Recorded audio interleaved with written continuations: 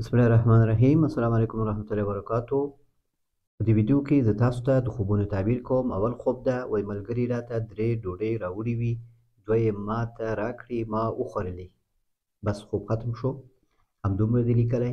نو خوب که همدومره وي نو ډوډۍ څه کله په خوب کې وکتل شي او هغه وخوړل شي، پاتې نه شي، یعنې تا په لاس کې نور پاتې نه شي. د دې معنا دا ده چې ستا عمر نو هغه حد ته رسېدلی دی، یعنې ډېر عمر دې شوی ده.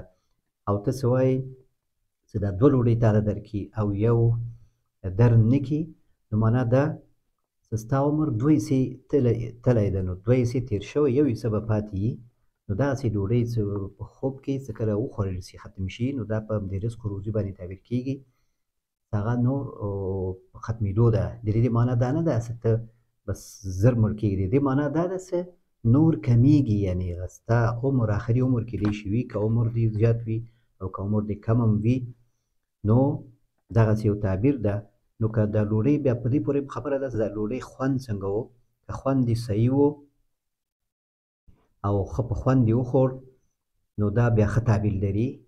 او په ښه ژوند، په ډېر رزق، ښه رزق باندې، په زیات عمر باندې هم تعبیر کېږي. او په دې باندې هم تعبیر کېږي چې دا دوه حصې عمر دې تللی دی، یو حصه کېدای شي پاتې وي، په دې باندې هم تعبیر کېږي. والله تعالی اعلم. وایي خوب کې غمی لیدل په تیږو کې دي، زموږ ملګری دی زید نومیږي، انجینر دی، زه دا غمی را اخلمه ورته ووایم دا په ګوتمې کې لګوو، دا ډېر ښه غمی دي او ښه ښکاري. ځلاداره غمي دي، سره او شنه په دا تیږو کې دي، زه راټولوم. دا ډېر ښه خوب ده، الله درته ښه کړي. دا غمي په خوب کې لیدل، قیمتي تیږې لیدل، د غمي په خوب کې لیدل، دا په مال، دولت، فایده، ګټه باندې تعبیر کېږي.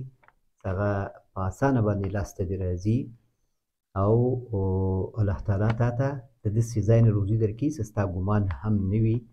او د ارزوګانو دا رنګارنګ غمي، دا د ارزوګانو په پوره کېدو باندې، دا رنګارنګ غمي دا د ارزوګانو په پوره کېدو باندې تعبیر کېږي. والله تعالی اعلم. زموږ د کور یو عضو ده، هغه په خوب کې کتلی ده چې اطاق کې وي او د دروازه خپله خلاصېږي او بندېږي، او بیا وایي تور پیشو وي چې ما پسې کېږي، ده پسې راځي، چېرته هم ځي ده پسې راځي، او سترګې ډېر تیزې دي او د شنه دي. او دې نه مخکې خوب یې لیدلی ده چې زیر مار یې په خوب کې لیدلی. پلار سره دا کوشش کوي چې دا مړ کړي، خو دا نه مار نه مړ کېږي او دا لاس ته هم نه راځي، آخره پورې دا لاس ته نه راځي. نو دا یو مشکل ښیي، داسې دروازه خپله پورې کېږي، وازېږي، دا خو صحیح خوب نه ده، دا شیطاني خوب ده. او د شپې ډېر به ناستي، ډېر موبایل یې استعمالوي، ډېر کښېني، نو بسم الله چې د شپې وځي بسم الله نه وایي، په دې وجه باندې دا خوب کې ورته دا داسې شکل راغلی. او بیا چې دا پشک ده پسې کېږي، نو همدې معنا همدغه ده، دی کېدای شي د شپې ډېر احتیاط نه کوي او چې وځي بسم الله نه وایي او د شپې کار کوي. په دغه وجه باندې دې باره کې یو ویډیو مې شته په دې چینل کې، نو دغه ویډیو وګورئ، د کې هغه کې بیا انشاءالله وضاحت شته. او دا بل خوب دی چې زیړ مار دی لیدلی، دا بیا صحیح خوب ده. دا زیړ مار په مریضي باندې تعبیر کېږي، یعنې که څه مریضي او تکلیف لرئ، نو کېدای شي دا مریضي او تکلیف ډېر ورپسې وګرځي، خو کېدای شي دا ښه نه شي، یعنې خپل کوشش کوي، پلار دې خپل کوشش کوي د مریضي او د تکلیف ښه شي، خو کېدای شي در وي دا مریضي پوره ښه نه شي، او همداسې یعنې داسې شي دا مریضي وي، خو تا ته کېدای شي تکلیف ونه رسي، ته وایې چې دا مار مړ کولی نه شو. والله تعالی اعلم. بل خوب ده وایي دوبۍ کې اوسم، خوب مې لیده خپل کور کې یم، مور سره یم، مور مې مړه شي، زما تر مخ مړه شي، کفن هم ورکړم او ځینې هم ور وتړم، نور او دا مې نه دي لیدلي، وایي چې زه بیا دا نور جنازه او هدیرې ته وړو که نه وړو، دا نور شیان مې نه دي لیدلي. او وایي مور مې الحمدلله ژوندۍ ده، الله تعالی دې اوږد عمر ورته نصیب کړي مور ته دې. او دا خوب دی هم ښه خوب ده، د مور د عمر په زیاتېدو باندې تعبیر کېږي، او په دې باندې تعبیر کېږي چې تا ته انشاءالله الله تعالی د مور خدمت نصیب کوي که ته په تشویش یې، ته په سفر کې یې، مور باندې څه خبره ونې شي، نو ته مور سره د همیشه خبرې کوې، هغه اول اهل یې داسې فکر وکړه چې ته ورسره یې او دغه عمر انشاءالله زیات د الله دې عمر زیات کړي، اولاد یې همیشه ژوندی لري. والله تعالی اعلم. وایي چا خوب کې لیدلی یم چې لاسونه دې په خاورو باندې ککړ دي، سفر نه راغلی 15 ورځې مخکې بې خوبه یې، په هوش کې نه یې، په هوش کې نه یې. نو دا لاسونه دې په خاورو باندې وایي په خاورو باندې ککړ دي لاسونه دي، نو دا د دې معنا دا ده چې دې سفر نه که ته په سفر کې یې، نو کیدای شي دې سفر نه څه نتیجه ونه ګورې، دا نه سفر نتیجه ورنه کړي، هغه خپل منزل ته کیدای شي ونه رسېږي، نو دې نه مخکې څه تا باندې وخت تېر شي، دې نه مخکې څه پیسه دې ضایع شي، نو فکر وکړه په نورو لارو چارو باندې. والله تعالی اعلم.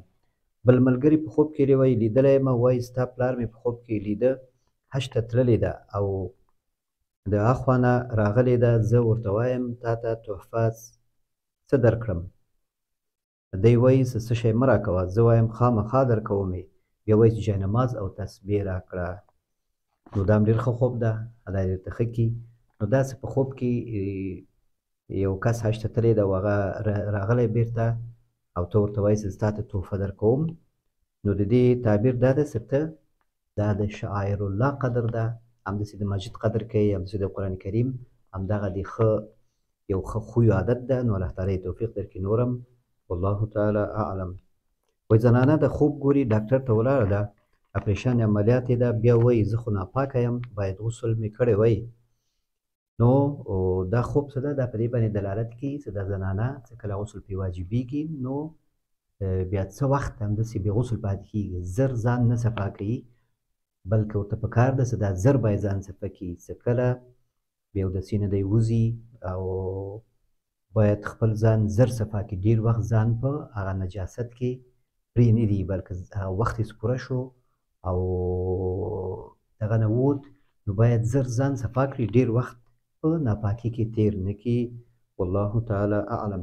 بیا وایي همدغه زنانه بیا بل خوب کې وایي چې دا په متیازو باندې ناسته ده، لوڅه او لیور ته ښکاري، هغه وایي ترې مخ اړوي، نو د دې تعبیر بیا دا ده چې دی د خپل لیور نه پرده نه کوي، یعنې د لیور سره خپل لیور سره یو کوټه کې ډېر کښېني، ټوکې او خندا او خبرې کوي، یوازې کېږي ډېر، دا مناسب نه ده، دا منع ده او دی دې ډېر احتیاط وکړي. هغه لیور یې چې دا مخ اړوي معنا دا چې هغه حیاناک ده، هغه نه غواړي دا داسې وشي، نو دی دې هم احتیاط وکړي، خپل لیور سره ډېر نه کښېني، ډېر یوازې ستړي شي، یو سودا غوښتل، یو شی کوټې ته راوړل، دسترخوان اوبه، دا کولی شي، خو د دې نه زیات دی ورسره ډېر وخت تېر نه کړي، یوازې یو ډېر خبرې وکړي او خپل پرده دې حد امکانه پورې وکړي. والله تعالی اعلم.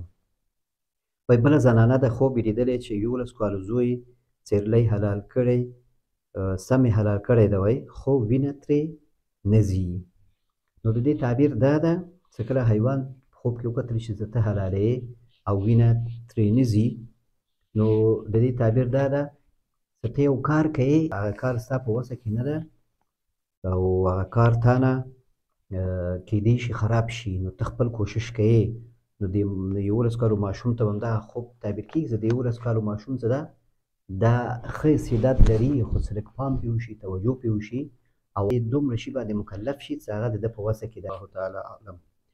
وایي کشره خور مې واده شوې ده، خوب یې لیدلی، وایي دا وایي چې ته یعنې دا ما ښیي وایي چې زموږ د کور غټه دروازه او مخامخ دیوال نه وي، موږ مخامخ یوه نمره ده ځمکه ده، صرف سنګکاري شوې ده، دلته کټ ته وایي ما ښیي چې پروت یې، یعنې وفات یې، وایي درشم په سر باندې دې اوبه اچوم، مخ دې نوراني شي، شغلې کوي، ږیره دې اوږده شي، ډېر ښه ښکاري، بیا اوبه واچوم، بیا نور هم شغلې زیاتېږي، نور هم زیاتېږي، ږیره دې اوږدېږي، وایي کور ته راشم نور ته وایم سر خو یې ما ووینځئ، نور غسل دې بل څوک ورکړي. دا ډېر ښه خوب ده، الله یې درته ښه کړي، ستا د اوږد عمر باندې تعبیر کېږي، نو دا ډېر ښه خوب ده. خوب کې یو څوک مړ په حالت کې وکتل شي، دغه د عمر په زیاتوالي باندې تعبیر کېږي. والله تعالی اعلم. وایي خور مې خوب لیدلی، وایي ما په لاسونو په سور او تور رنګ د الله نومونه او رسول الله صلی الله علیه وسلم لیکلي وي او ما ښیي چې ستا په تندي هم لیکلي وي، بیا وایي چې اودس وکړم نو زما د لاسونو نه ورک شي.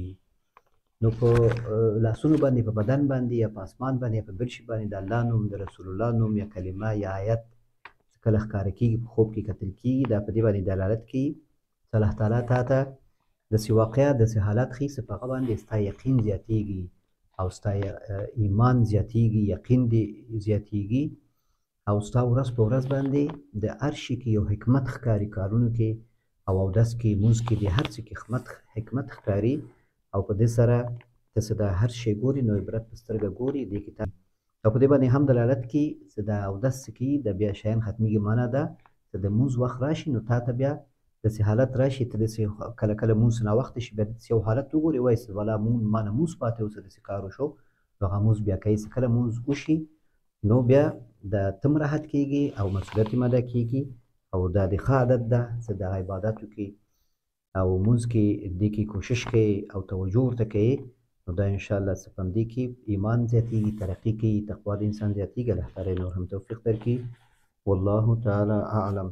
نو دا و د نن ورځې خوبونه. دا دریم ویډیو د نن ورځ، یو ویډیو تیار ده، هغه مې انشاءالله اپلوډ کوم. هغه یو خوب د تعجب خوب ده او دا دویم شو. یو مې غرمه اپلوډ کړی دی، هغه هم تاسو کتلی شئ، خو هغه پوره نه و، په هغه کې ما پوښتنې کړي دي، نو تاسو هغه خوبونه په خپل پوره ووایئ، خوبونه هم ښه تعبیر شي، پوره تعبیر شي. او یو ویډیو د هغه هم اپلوډ کوم انشاءالله چینل کې، چې په هغه کې یو تعجب آور خوب ده د یو زنداني، هغه اوس آزاد شوی دی په زندان کې. دا خوب یې کتلی و، هغه خوب یې تېرېږي نه او هغه کې ډېر زیات رهنمایي ده او دا ښیي چې یو څوک مسافر وي، یو څوک یو خوب تکراري ګوري، نو هغه کې خامخا یو خبره وي. دا خوب باید ویل شي، دا خوب باید تعبیر وغوښتل شي.